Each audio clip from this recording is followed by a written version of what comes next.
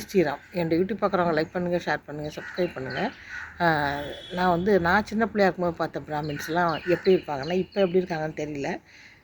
காலையில் ஏஞ்சோடனே டிஃபன்லாம் ஒன்றும் இருக்காது. ஒரு குளிச்சுட்டு மடியாக ஒரு சமைப்பாங்க. ஒரு 11 மணிக்கெல்லாம் சமையல் முடிஞ்சிடும்.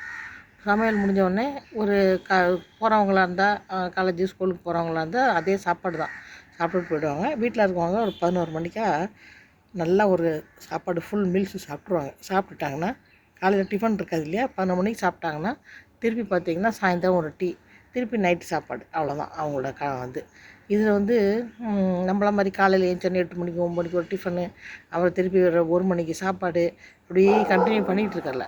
காலையில் 11 மணிக்கு சாப்பிட்டாங்கன்னா கிச்சன் கதையாக எனக்கு தெரிஞ்சு என் ஃப்ரெண்டு ஒருத்தர் ரொம்ப க்ளோஸ் ஃப்ரெண்ட் இருந்தாங்க 10th படிக்கும்போது. அந்த பொண்ணு வீட்டில் கிச்சன் கதையை இழுத்து சாத்திடுவாங்க.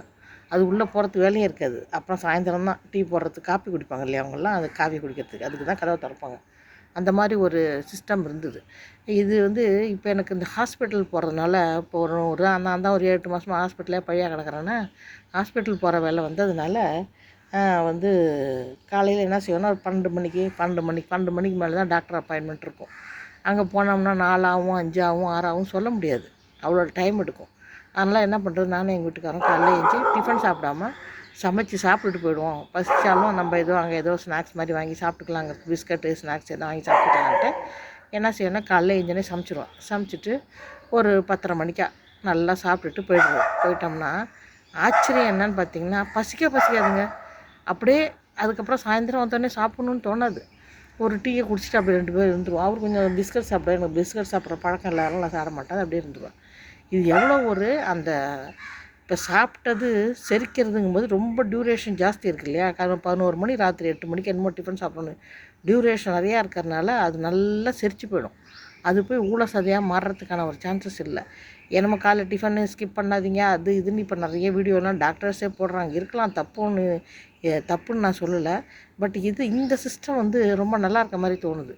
ஏன்னா சும்மா சாப்பிட்டுக்கிட்டு உடம்பை பற்றி ஊழ சதை இருக்கிறத விட இந்த பிராமின்ஸோட சிஸ்டம் இருக்குது பாருங்கள், அது நல்லா இருக்கிற மாதிரி எனக்கு தோணுது. எல்லாம் கொஞ்சம் ஒரு ஆகமன விதிப்படி கூட சில வாழ்க்கை முறைகள் ஒரு சில இருக்கும், அவங்களுக்கு தெரிஞ்சிருக்கலாம் நல்லா, இப்படி சாப்பிட்ணும், இப்படி இருக்கணும் அப்படிங்கிறது அவங்களுக்கு தெரிஞ்சிருக்கலாம். அதனால் அப்படி இருக்கும்னு நினைக்கிறேன். இது யாரால முடியும்? இப்போ டயட்டுங்கிறது எல்லாராலையும் முடியாது இல்லைங்க. டயட்டெல்லாம் என்னால் சான்ஸே கிடையாது. அவ்வளோ மைண்டு ஸ்ட்ராங் இல்லை எனக்கு, சுத்தமாக கிடையாது. அதுவும் சாப்பாடெல்லாம் மிஸ் பண்ணவும் முடியாது. சாதங்கிறது என் வாழ்க்கையில் ஒரு அங்கமாகவே ஆயிடுது. அதனால் வேணால் ஒன்று செய்யலாம்.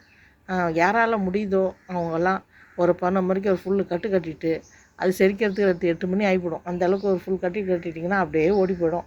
8 மணிக்கு ஒரு லைட்டாக டிஃபன் சாப்பிட்டு படுத்துக்கிட்டிங்கன்னா இந்த ஊழ சதை விழாமல் உடம்பும் நல்லாயிருக்கும்னு நான் நினைக்கிறேன்.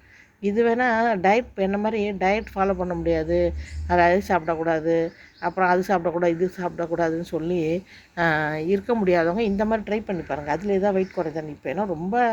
இப்போ என்னோடய ஹைட்டுக்கு 85 kg வெயிட்டுங்கிறது ரொம்ப ஜாஸ்தி. ஏன்னா அது இவ்வளோ ஜாஸ்தி ஆகிப்போட்டோம்.